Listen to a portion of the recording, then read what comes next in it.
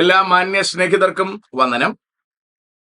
കഴിഞ്ഞ ദിവസം ഞാനൊരു വീഡിയോ അപ്ലോഡ് ചെയ്തിരുന്നു. കൊറോണയെ തൂത്തെറിഞ്ഞതുപോലെ അത്ര എളുപ്പമല്ല ഇസ്ലാമിനെ തൂത്തെറിയാൻ എന്ന ഒരു വീഡിയോ. അതിന് മറുപടിയായി നിഷ്പക്ഷം നിലപാട് എന്ന പേരിൽ ഒരു യൂട്യൂബർ അനിൽ മുഹമ്മദ് ഒരു മറുപടി പറഞ്ഞിരുന്നു.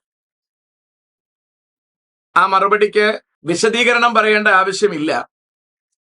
കാരണം അരി എത്ര എന്ന് ചോദിച്ചാൽ പയർ അഞ്ഞാഴി എന്ന് പറയുന്ന ഒരാളാണ് നിഷ്പക്ഷം നിലപാടെന്ന പേരിലിരിക്കുന്ന അനിൽ മുഹമ്മദ്. അതുകൊണ്ട് ഞാൻ അദ്ദേഹത്തിന് പണ്ടേ കൊടുത്തിരിക്കുന്ന പേര് നിഷ്പക്ഷം നെറികേട് എന്നാണ്. കാരണം നെറികേടിന്റെ ഭാഗത്ത് നിഷ്പക്ഷമായി പുള്ളി നിൽക്കും, വേറൊരിടത്തും പുള്ളി നിൽക്കത്തില്ല. നെറികേടിന്റെ ഭാഗത്ത് പുള്ളി നിൽക്കും. ചോദിക്കുന്നതിനല്ല അദ്ദേഹം മറുപടി പറയുന്നത്. അതുകൊണ്ട് ഇയാളെ ഞാൻ പണ്ടേ കളഞ്ഞതാണ്. 2 ദിവസം മുമ്പ് മുഹമ്മദ് ഈസ എന്ന പേര് എഴുതി കാണിച്ചാൽ അല്ലെങ്കിൽ ആ പേര് പറഞ്ഞാൽ അനിൽ കൊടിത്തോട്ടം ഓടിക്കളയും എന്നും പറഞ്ഞ് ഇയാളൊരു വീഡിയോ ഇട്ടിരിക്കുന്നത് കണ്ടപ്പോൾ അതിനൊരു മറുപടി പറയണമെന്ന് എനിക്ക് തോന്നി. പിന്നെ പറയാത്തതിന് 2 കാരണമാണ്. 1, തിരക്കാണ്. 2, അനിൽ കൊടിത്തോട്ടത്തോടുള്ള അദ്ദേഹത്തിന്റെ പ്രതികരണത്തിന് ഞാൻ മറുപടി പറഞ്ഞ് അനിൽ കൊടിത്തോട്ടത്തെ സഹായിക്കേണ്ട ആവശ്യമില്ല. കാരണം കൊടിത്തോട്ടത്തിന് കൃത്യമായ ആർജവമുണ്ട്. അദ്ദേഹം പറയുന്ന കാര്യങ്ങൾ എന്തൊക്കെയാണെന്ന് അദ്ദേഹത്തിന് നല്ല ബോധ്യമുണ്ട്. അദ്ദേഹം ഇങ്ങനെ കഴിയുന്നിടത്തോളം എല്ലാ വീഡിയോയിലും ഇനി ആരെങ്കിലും വർത്തമാനം പറയാനുണ്ടോ എന്നിങ്ങനെ ചോദിക്കാറുണ്ട്. ഒരൊറ്റൊരുത്തനും വരുന്നില്ല. ഈസ എന്ന പേരല്ല, സാക്ഷാൽ മുഹമ്മദിന്റെ പേര് എഴുതി കാണിച്ചാലും അല്ല ഖുറൈശികളുടെ ഗോത്രദൈവമായ അള്ളാഹുവിന്റെ പേര് എഴുതി കാണിച്ചാലും വരണ്ടോടുന്ന ഒരാളല്ല കൊടിത്തോട്ടം. അപ്പൊ അതുകൊണ്ട് അദ്ദേഹത്തെ സപ്പോർട്ട് ചെയ്ത് ഞാനൊരു വീഡിയോ ഇടേണ്ട ആവശ്യം വാസ്തവത്തിൽ ഇല്ല എന്നും മനസ്സിൽ ചിന്തിച്ചു. അപ്പോഴാണ് എനിക്ക് ഇന്ന് രാവിലെ ഒരാൾ ഒരു വീഡിയോ ഇട്ട് തന്നിരിക്കുകയാണ്. ഇതിന് താങ്കൾക്ക് എന്താണ് പറയാനുള്ളത്? അതും ഇവരുടെ കൂട്ടത്തിലുള്ള ഒരാൾ തന്നെയാണ്. അപ്പൊ അത് ഞാൻ കേട്ടു. വാസ്തവത്തിൽ മുഴുവൻ കേട്ടില്ല കേട്ടോ. ഞാനൊരു പകുതിയോളം കേട്ടെന്നാണ് എന്റെ വിശ്വാസം. 11 മിനിറ്റും അങ്ങനെ കണ്ടേ ഉള്ളൂ. എങ്കിലും ഞാൻ മുഴുവൻ കേട്ടില്ല. കാരണം നമ്മുടെ ലൈഫിലെ കുറെ ടൈമാണ് നഷ്ടപ്പെടുന്നത്. എന്തെങ്കിലും കാര്യം ഉള്ളത് പറയുകയാണെങ്കിൽ അത് കേൾക്കാം, കുഴപ്പമൊന്നുമില്ല. ഒരു ബന്ധമില്ലാത്ത, ഞാൻ സംസാരിച്ച വിഷയത്തോട് യാതൊരു ബന്ധവുമില്ലാതെയാണ് അദ്ദേഹം സംസാരിക്കുന്നത്. അതിന് അദ്ദേഹത്തെ ഞാൻ കുറ്റം പറയില്ല. കാരണം അദ്ദേഹത്തിന് അത് എന്താണ് വിഷയമെന്ന് മനസ്സിലായില്ല എന്നുള്ളതാണ് പ്രശ്നം. അത് മനസ്സിലാക്കിയിട്ട് മറുപടി പറഞ്ഞാൽ പ്രശ്നമൊന്നുമില്ല. അപ്പൊ അയാൾ അതിനകത്ത് ഉദ്ധരിച്ച ചില കാര്യങ്ങളുണ്ട്. പ്രധാനപ്പെട്ട കാര്യം, ഞങ്ങളൊക്കെ ഈ ഉടുപ്പ് ഇട്ടുകൊണ്ടിരിക്കുന്നത് ജീവിക്കാൻ വേണ്ടിയാണ്. അതെന്തിനാ അദ്ദേഹം പറഞ്ഞതെന്ന് എനിക്കറിയില്ല. ഏതായാലും ഒരു കാര്യം ഉറപ്പാണ്, ഞങ്ങൾ ആരും ഗവൺമെന്റിനെ കബളിപ്പിച്ച് ജീവിക്കുന്നില്ല. ക്രൈസ്തവരായ ഞങ്ങൾക്ക്, ഇനി ഒരു വാക്കുകൂടെ എടുത്തു പറയാം. ഇദ്ദേഹം നാട്ടിൽ മുഴുവൻ പ്രശ്നം ഉണ്ടാക്കുന്നത് ക്രിസ്ത്യാനികളാണെന്ന് പറയുന്നുണ്ട്. ഞങ്ങൾ വെറും ക്രിസ്ത്യാനികളല്ല, ഞങ്ങൾ പെന്തക്കോസ്തുകാരാണ്. എന്ന് പറഞ്ഞാൽ വിശുദ്ധ വേദപുസ്തകം അതുപോലെ അനുസരിക്കാൻ, വേദപുസ്തകത്തിലെ ക്രിസ്തുവിനെ, വേദപുസ്തകത്തിലെ സുവിശേഷത്തെ, വേദപുസ്തകത്തെ ആത്മാവിനെ അതുപോലെ സ്വീകരിക്കാനും അതുപോലെ ജീവിക്കാനും താല്പര്യപ്പെടുന്ന വർഗമാണ്. ക്രൈസ്തവർ എന്നതുകൊണ്ട് നിങ്ങൾ ഉദ്ദേശിക്കുന്നത് റോമൻ കാത്തലിക് അടക്കമുള്ളവരെയാണെങ്കിൽ അവർ ക്രൈസ്തവരല്ല. ഒരു പദം കൂടി കടത്തി പറഞ്ഞാൽ, ഞാൻ എല്ലാ വീഡിയോസിലും പറയാറുണ്ട്, ബൈബിൾ കൃത്യമായി ഒരാൾ അനുസരിച്ചാൽ താങ്കൾ ഈ പറയുന്ന ക്രൂസൈഡുകളോ ഹിറ്റ്ലറുടെ സ്വഭാവമോ മറ്റൊരു കൊലപാതകങ്ങൾക്കോ രാജ്യദ്രോഹങ്ങൾക്കോ ഒന്നിനും തിരുവെഴുത്തനുസരിക്കുന്ന ഒരുത്തന് കഴിയില്ല. അതുകൊണ്ട് തന്നെ കൃത്യമായി ബൈബിൾ അനുസരിക്കുന്നവനെ നമുക്ക് ക്രിസ്ത്യാനി എന്ന് കണ്ണടച്ചു പറയാം. കൃത്യമായി തിരുവെഴുത്തനുസരിക്കുന്ന ഒരുത്തനെ ഒരു രാജ്യത്തിലെ കോടതികൾക്കും അകത്താക്കാൻ പറ്റില്ല. എല്ലാ രാജ്യങ്ങൾക്കും അവനെ സ്വീകരിക്കാൻ കഴിയും. ആ വർഗത്തിൽപ്പെട്ടവരാണ് ഞങ്ങൾ. റോമൻ കാത്തലിക് അതല്ല. അവർ ബൈബിൾ അനുസരിക്കുന്നില്ല, അവർ ക്രിസ്തുവിനെ അനുഗമിക്കുന്നില്ല, അവർ ക്രൈസ്തവരല്ല. ഇനി നേരെ ഇസ്ലാമിന്റെ കാര്യം പറഞ്ഞാൽ, ആരാണോ കൃത്യമായി ഖുർആൻ അനുസരിക്കുന്നത് അവനെ ഒരു രാജ്യത്തിനും സമാധാനം ഉണ്ടാക്കാൻ കഴിയില്ല, ഒരു രാജ്യത്തിലും അവന് നല്ലൊരു ജീവിതം കാഴ്ചവെക്കാൻ കഴിയില്ല. അതുപോലെ തന്നെ ഇവിടെ ഒരുപാട് പേര് ചോദിച്ചിട്ടില്ലേ, ധൈര്യമുണ്ടോ ഖുർആൻ അനുസരിച്ച് അല്ലെങ്കിൽ മാനവരിൽ മഹോന്നതൻ ജീവിച്ചതനുസരിച്ച് ഇവിടെ ജീവിക്കാൻ ധൈര്യമുണ്ടോ? ധൈര്യമില്ല. അതിനാണ് എല്ലാ സ്ഥലങ്ങളിലും ഇസ്ലാമികൾ ബഹളം വെക്കുന്നത്. നമുക്ക് ശരീഅത്ത് നിയമം വേണം എന്ന് പറഞ്ഞാൽ നിങ്ങളുടെ തോന്നിയാസം നിങ്ങൾക്ക് നടപ്പിലാക്കണം. 6-ാം നൂറ്റാണ്ടിൽ നബിക്കുണ്ടായിരുന്ന ആഗ്രഹങ്ങൾ നിവർത്തിച്ചു കൊടുത്തിരുന്ന ഒരു അള്ളാഹു ഉണ്ട്. അള്ളാഹു വചനം പറഞ്ഞു, ഈ ഭാര്യമാരെ കൈക്കലാക്കി കൊള്ളുക, ഇനിയും വേണമെങ്കിൽ 5-6 ചോദിച്ചോളൂ, ഞാൻ നിനക്ക് തരാം. അയാൾക്ക് എന്താണോ ഇഷ്ടം അതുടനെ വിളിച്ചു പറയുന്ന ഒരു അള്ളാഹു. ഞാൻ കരുണാമയനാകുന്നു എന്നൊക്കെ പറഞ്ഞുകൊണ്ട് കുറെ തള്ളുകൾ. ഈ തള്ളുകളൊന്നും വെച്ച് ഇവിടെ ജീവിക്കാൻ ഒക്കില്ല. ആ തള്ളുകൾ എല്ലാ രാജ്യത്തും കൊണ്ടുവരണമെന്ന് നിങ്ങൾ ആവശ്യപ്പെടുന്നു. അത് നടപ്പിലാക്കാൻ പറ്റും, അതവിടെ ഇരിക്കട്ടെ. അപ്പോ കേരളത്തെ സംബന്ധിച്ചിടത്തോളം ക്രൈസ്തവരായ ഞങ്ങൾ പെന്തക്കോസ്തുകാർ, ഞങ്ങൾ ഒരിക്കലും ഗവൺമെന്റിനോട് ഞങ്ങൾ ഇവിടുത്തെ ന്യൂനപക്ഷമാണ്, ഞങ്ങളുടെ ഉപദേശിമാർക്ക് ഫണ്ട് തരണമെന്ന് ആവശ്യപ്പെട്ടിട്ടില്ല. ഞങ്ങൾ ഒരിടത്തും ഗവൺമെന്റ് ഫണ്ടിലല്ല ഞങ്ങൾ സുവിശേഷ വേല ചെയ്തിട്ടുള്ളത്. ഞങ്ങൾ ജോലി ചെയ്തും ഞങ്ങളുടെ ദൈവമക്കൾ ഞങ്ങൾ അവരെ ആത്മീകമായത് പ്രഘോഷിക്കുമ്പോൾ, ഞങ്ങൾ അവർക്ക് ആത്മീകമായത് പ്രബോധിപ്പിക്കുമ്പോൾ, അല്ലെങ്കിൽ ആത്മീകമായത് കൊടുക്കുമ്പോൾ അവർ ഞങ്ങൾക്ക് ഭൗമികമായത് തരുന്നു. അത് വെച്ച് തന്നെയാണ് ഞങ്ങൾ ജീവിക്കുന്നത്. അതിൽ ചാരിതാർത്ഥ്യവുമുണ്ട്.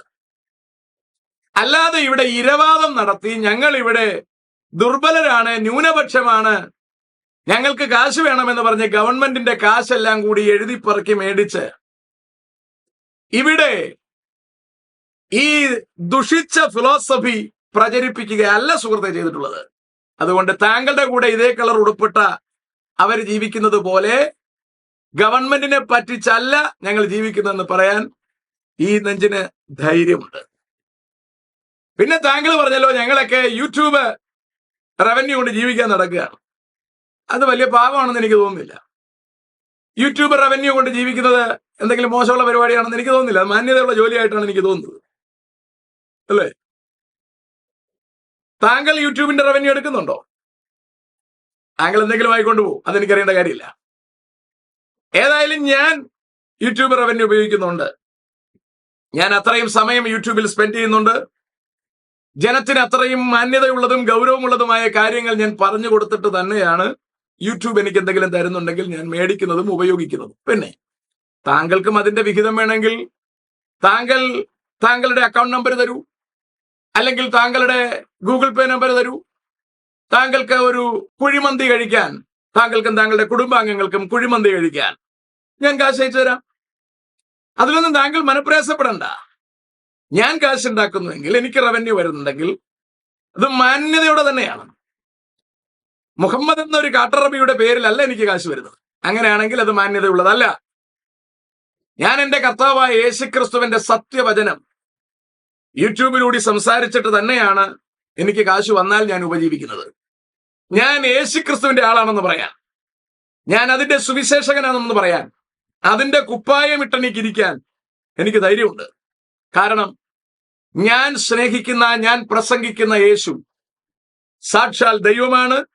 നമ്മുടെ പാപത്തിന്റെ, ആ പദം ശ്രദ്ധിക്കണം, നമ്മുടെ, താങ്കളുടെ അടക്കം പാപത്തിന്റെ പരിഹാരം വരുത്തുവാൻ സ്വർഗത്തിൽ നിന്ന് മനുഷ്യ കോലത്തിൽ ഭൂമിയിലേക്ക് ഇറങ്ങി വന്ന് മനുഷ്യന്റെ പാപം ഏറ്റെടുത്ത് മരിച്ചടക്കപ്പെട്ട് ഉയർത്തെഴുന്നേറ്റ, ഇനിയും തനിക്കായി കാത്തിരിക്കുന്ന ദൈവമക്കളെ ചേർക്കാൻ മടങ്ങി വരുന്ന യേശുവിനെയാണ് ഞാൻ പ്രസംഗിക്കുന്നത്.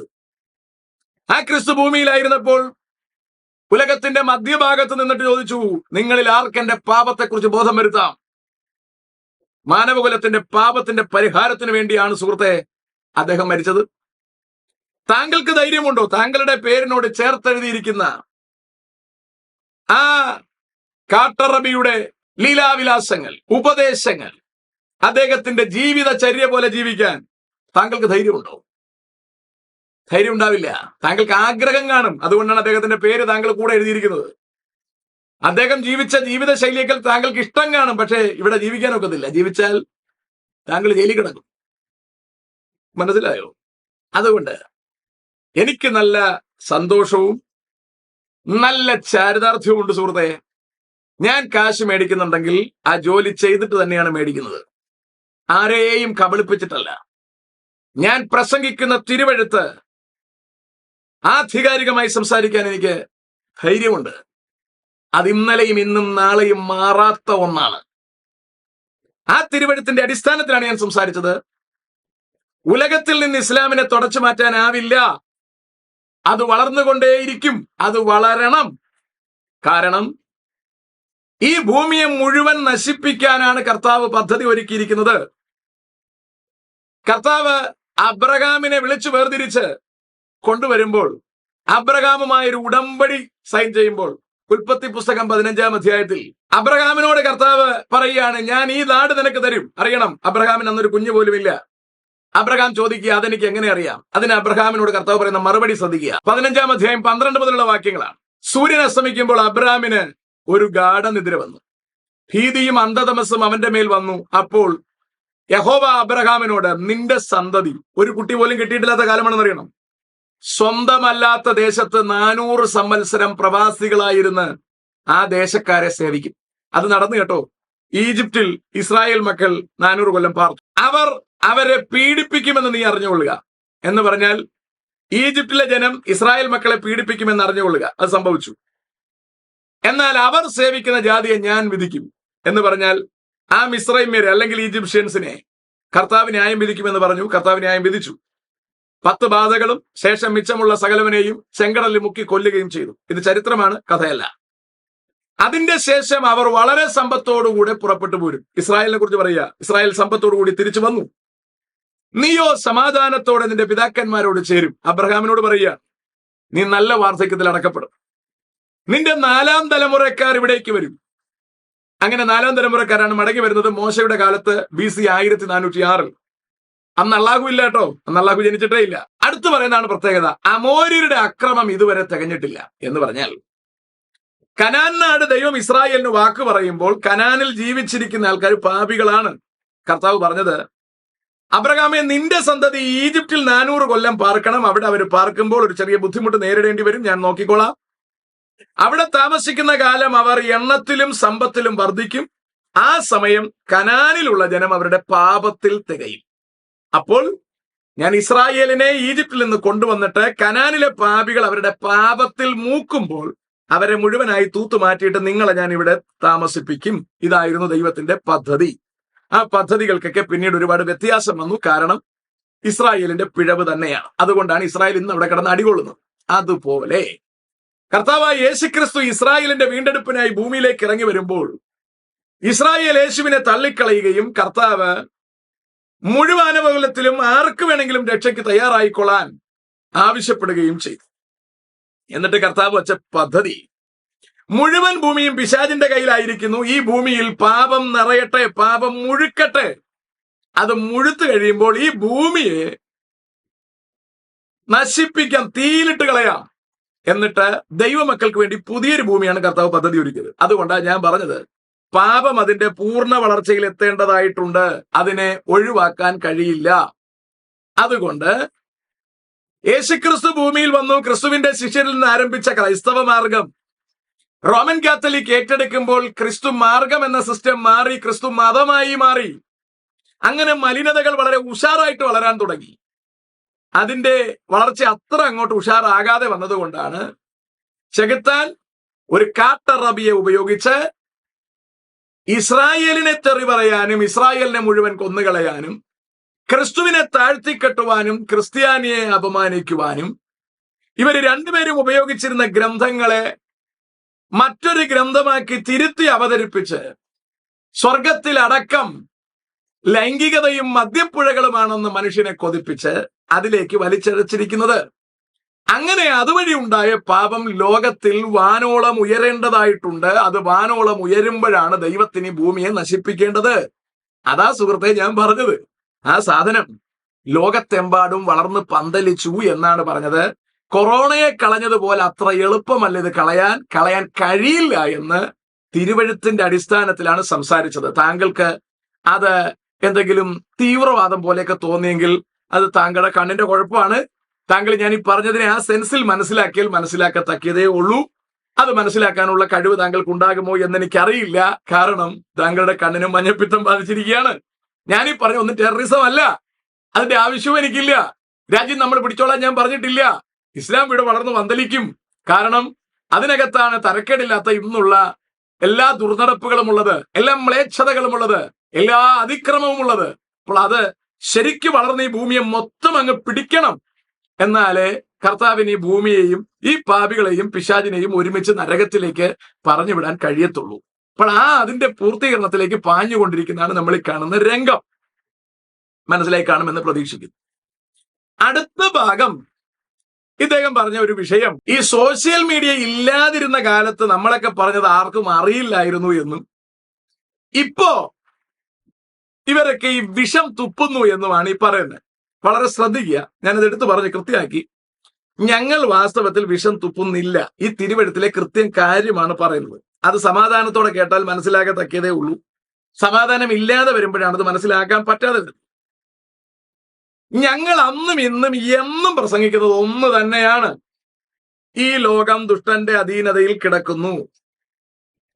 കർത്താവായ യേശു ഭൂമിയിലേക്ക് വന്നത് ഈ ദുഷ്ടലോകത്തിൽ നിന്ന് മനുഷ്യനെ രക്ഷിക്കുവാനാണ്. കറയും ചുളുക്കവും വാട്ടവും മാലിന്യവും ഇല്ലാത്തവരായി നമ്മെ ദൈവത്തിന്റെ സന്നിധിയിൽ വിശുദ്ധരും നിഷ്കളങ്കരുമായി നിർത്താനാണ്. ഇതുമായിട്ട് എന്തെങ്കിലും ബന്ധമുണ്ടോ സുഹൃത്തെ മാനവരിൽ മഹോന്നതൻ പറഞ്ഞത്?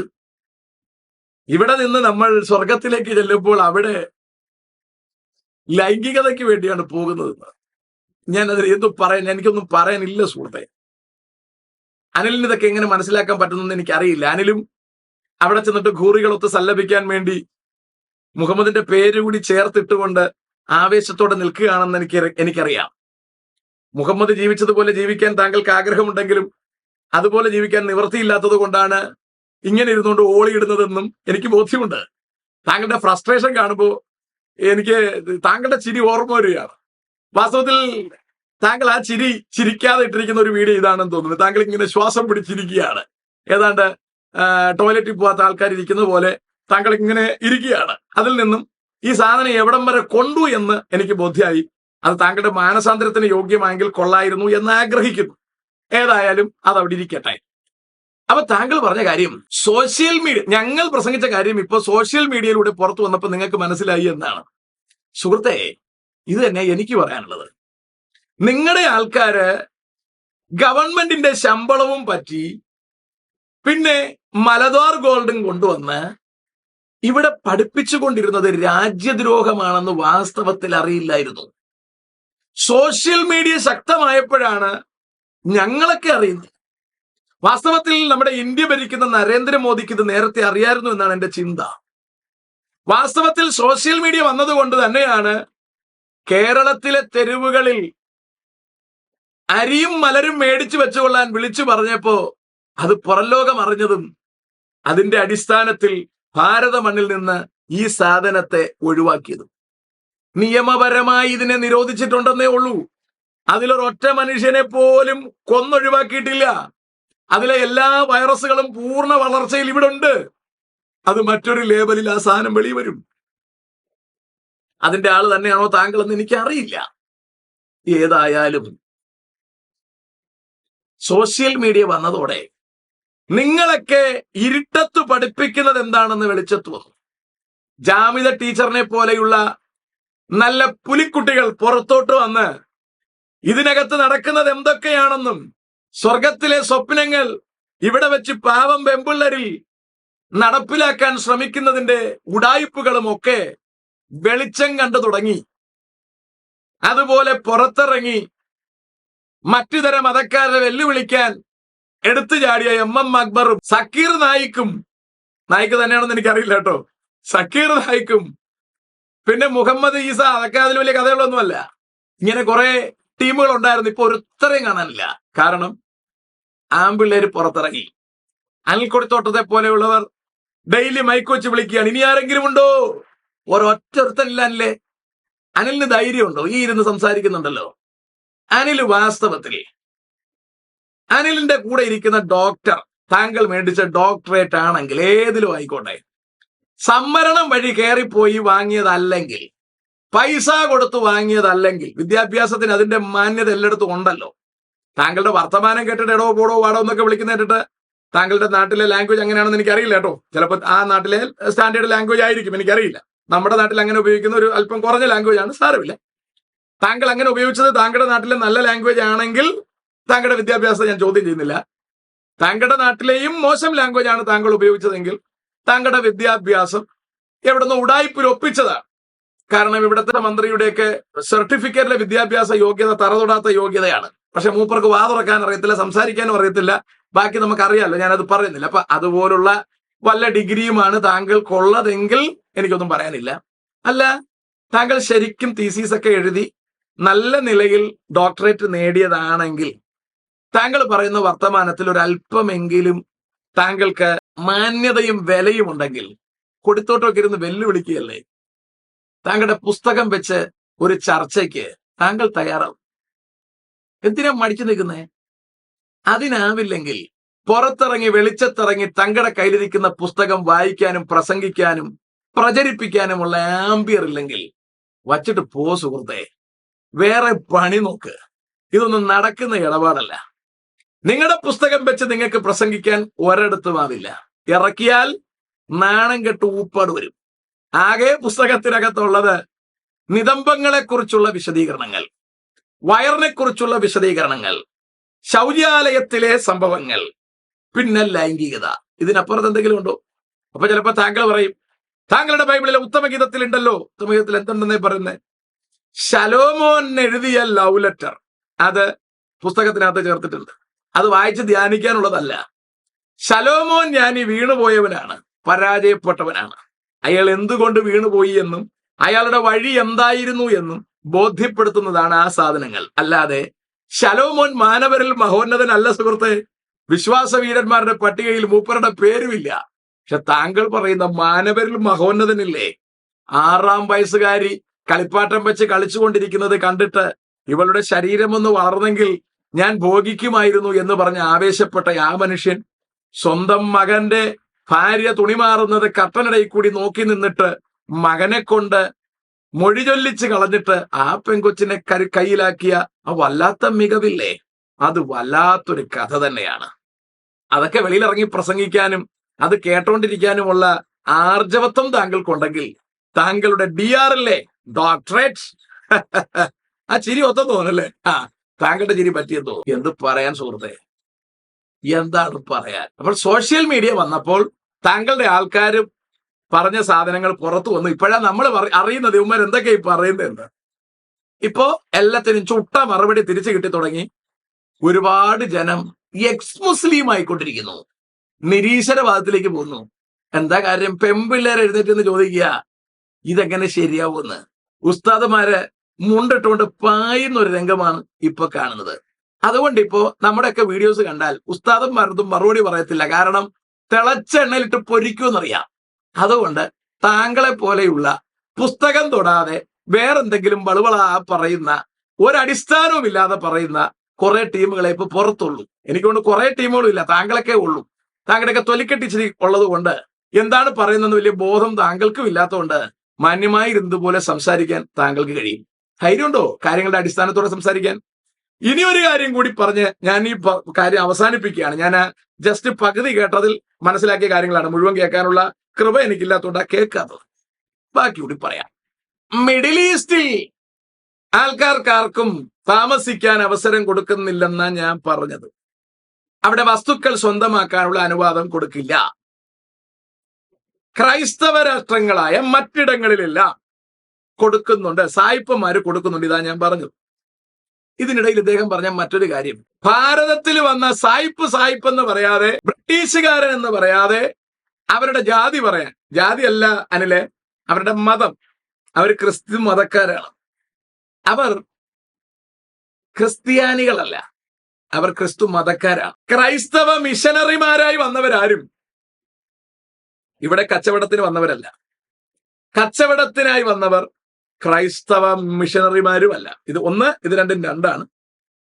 2, ബൈബിൾ അനുസരിച്ചുള്ള ക്രിസ്ത്യാനികൾ അതിൽ എത്ര ഉണ്ടായിരുന്നു എന്ന് എനിക്കറിയില്ല. കച്ചവടക്കാരായ ബ്രിട്ടീഷുകാരെയാണ് ഇവിടെ നിന്ന് മഹാത്മാഗാന്ധി ഓടിക്കാൻ തീരുമാനിച്ചത്. മനസ്സിലായി കാണുമെന്ന് പ്രതീക്ഷിക്കുന്നു.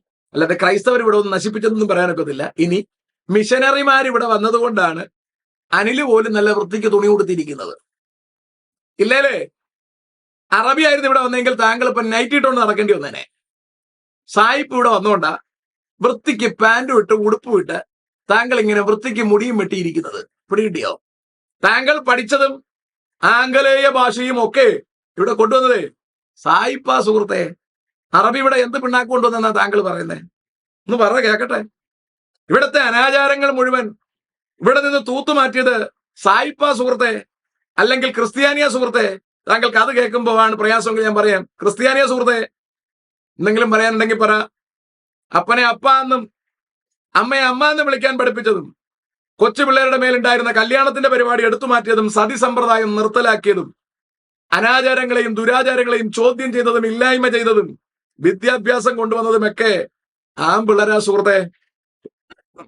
ഇവിടെ പാലം പണിതതും ഇവിടെ ട്രെയിനിന്റെ സിസ്റ്റം ഉണ്ടാക്കിയതും ഇവിടെ ജുഡീഷ്യറി സെറ്റ് ചെയ്തതും എല്ലാം അവരുടെ സുഹൃത്തെ.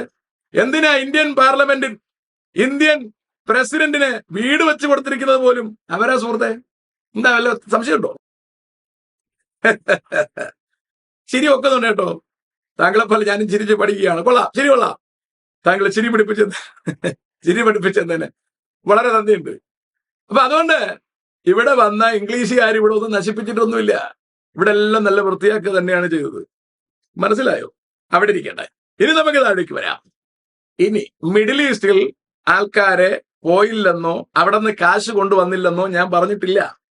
അവിടെ പോകുന്നവർക്ക് അവിടെ വീട് വെക്കാനോ അവിടെ സ്ഥലം മേടിക്കാനോ അനുവാദമില്ലെന്നും സായിപ്പിന്റെ നാട്ടിലാണെങ്കിൽ അവർക്ക് അനുവാദം കൊടുക്കും എന്നുമാണ് പറഞ്ഞത്. അപ്പൊ താങ്കൾ പറയാണ് റിയാദുകാരുടെ ഒരു കൂട്ടായ്മ കോഴിക്കോടുണ്ട് വരാൻ.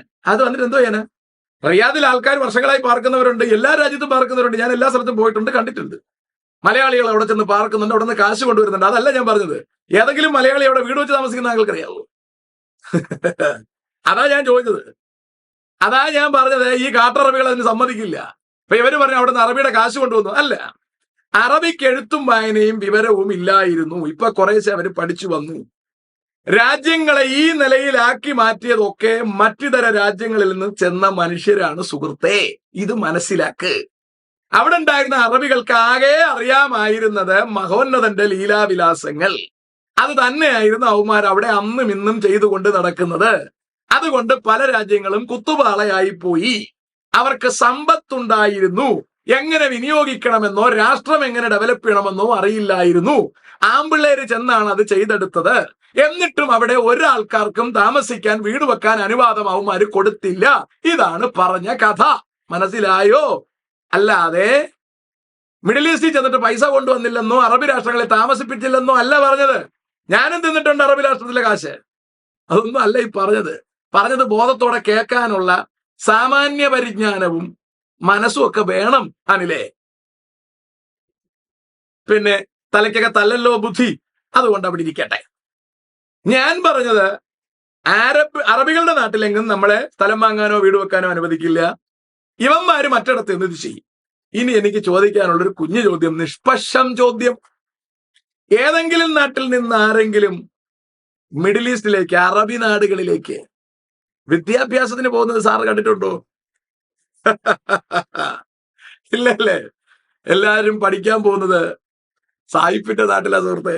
അറബി പോലും പഠിക്കാൻ പോകുന്ന സായിപ്പിന്റെ നാട്ടിലാ. അറബി നാട്ടിൽ കുറച്ച് സമ്പത്തേ ഉള്ളൂ. അത് എണ്ണഖനികളാ. അങ്ങനെ സമ്പത്തേ ഉള്ളൂ. അത് ദൈവം തന്നെ ഇസ്മായിലിനോട് പറഞ്ഞിരിക്കുക, ഞാൻ നിനക്ക് സമ്പത്ത് തരും. ആ സമ്പത്ത് അവിടെ ഉള്ളത് കുഴിച്ചെടുത്ത് കൊടുക്കാൻ പോലും അറബിക്കറിയില്ല സുഹൃത്തെ. അതൊക്കെ ചെയ്തത് വേറെ ആമ്പിള്ളര് സായിപ്പിന്റെ നാട്ടിൽ നിന്നും മലയാളികളിൽ നിന്ന് പോലും ചെന്നിട്ടാ ഇതൊക്കെ ചെയ്തത്. അതിന്റെ സമ്പത്ത് കുറച്ച് നമ്മൾ കൊണ്ടുവന്നതാ ഈ പറയുന്നേ. പക്ഷേ വിദ്യാഭ്യാസം ഉണ്ടാക്കാൻ അറബി അടക്കം എല്ലാരും പോയത് സായിപ്പിന്റെ നാട്ടിലാ. വിദ്യാഭ്യാസത്തിനായി സായിപ്പിന്റെ നാട്ടിൽ ചെന്നവർക്കും ഉപജീവനാർത്ഥം സായിപ്പിന്റെ നാട്ടിൽ ചെന്നവർക്കും താമസിക്കാൻ അവര് സൗകര്യം കൊടുത്തു. അവരവിടെ വീട് വെക്കാൻ അനുവാദം കൊടുത്തു. സിറ്റിസൺഷിപ്പ് അടക്കം കൊടുത്തു. അറബികളിൽ എവിടെയെങ്കിലും, അറബികൾ താമസിക്കുന്ന എവിടെയെങ്കിലും സിറ്റിസൺഷിപ്പ് കൊടുക്കുന്നുണ്ടോ? ഇതൊക്കെയാ ഞാൻ ചോദിച്ചത്. അല്ലാതെ അരി എത്രയും ചോദിക്കുമ്പോൾ പയറഞ്ഞഴി എന്ന് പറയരുത്. മനസ്സിലായോ? ചുമ്മാ വന്നിരുന്ന് വളവള വർത്തമാനം പറയാൻ വേണ്ടി വാരിക്കെട്ടി വരരുത്. ഇനി താങ്കൾക്ക് ഞാൻ മറുപടി പറയില്ല. താങ്കൾ വേണമെങ്കിൽ എന്നെ തേറി പറഞ്ഞിട്ടോ, താങ്കൾക്ക് ഞാൻ മറുപടി പറയില്ല. അത് താങ്കൾ അർഹിക്കുന്നില്ല. അപ്പൊ ഞാൻ പറഞ്ഞത് താങ്കൾക്ക് മനസ്സിലായി കാണും എന്ന് ഞാൻ പ്രതീക്ഷിക്കുന്നു. അതുകൊണ്ട് കാര്യങ്ങൾ ബുദ്ധിപൂർവ്വം മനസ്സിലാക്കുക. ഞാൻ പറഞ്ഞത് തീവ്രവാദമൊന്നുമല്ല. വിശുദ്ധ വേദപുസ്തകം അനുസരിച്ച് ലോകത്തെമ്പാടും അബോമിനേഷൻസ്, മ്ലേച്ഛത നിറയണം. അപ്പോഴാണ് കർത്താവ് ഈ ഭൂമിയെ നശിപ്പിക്കാൻ പോകുന്നത്. അങ്ങനെ മ്ലേച്ഛത നിറയ്ക്കേണ്ടതിന് റോമൻ കാത്തലിക്കിനോടൊപ്പം അല്ലെങ്കിൽ ഒരു പടി കൂടി ശക്തിയോടെ നിൽക്കുന്ന ഒരു ഗ്രൂപ്പാണ് ഇസ്ലാം. അത് മുഹമ്മദിൽ നിന്ന് ആരംഭിച്ചതാണ്. അത് ശരിക്കും ലൗകികവും പൈശാചികവും വൈകൃതവും ലൈംഗികവും ആയ കാര്യങ്ങളിൽ അധിഷ്ഠിതമായതാണ്. ഒരു സാമാന്യം നല്ല ഭരണഘടനയുള്ള ഒരു രാജ്യത്തും ഇതിലുള്ള ഒരു നിയമങ്ങളും നടപ്പിലാക്കാൻ കഴിയില്ല. ഇതിലുള്ള മാനവരിൽ മഹോന്നതൻ ജീവിച്ചതുപോലെ ജീവിക്കാനും സാധ്യമല്ല. എങ്കിലും എല്ലായിടത്തും അടിയും കൊലപാതകവും തമ്മിത്തല്ലും ഉണ്ടാക്കിക്കൊണ്ട് ഈ സാധനം പൈശാചിക ശക്തിയോടെ വളർന്നു വരുന്നു. അതിന്റെ നാശത്തിലേക്ക് എത്തിയിരിക്കുന്നു.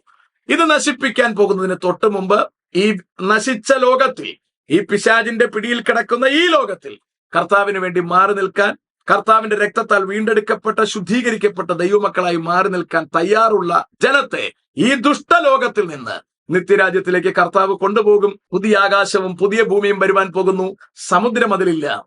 ഭർത്താവിനായി അലങ്കരിച്ചിട്ടുള്ള മണവാട്ടിയെ പോലെ ഒരുങ്ങി പുത്തൻ യെരൂശലേം ആ പുതിയ ഭൂമിയിലേക്ക് ഇറങ്ങി വരും. അവിടെയാണ് ദൈവമക്കൾക്ക് ജീവിക്കാനുള്ളത്. അതുകൊണ്ട് ഈ ദുഷ്ടലോകത്തിൽ നിന്ന് രക്ഷപ്പെടാൻ അനിലിനും വേണമെങ്കിൽ തയ്യാറാകാം, കൂടെയുള്ള എല്ലാവർക്കും തയ്യാറാകാം.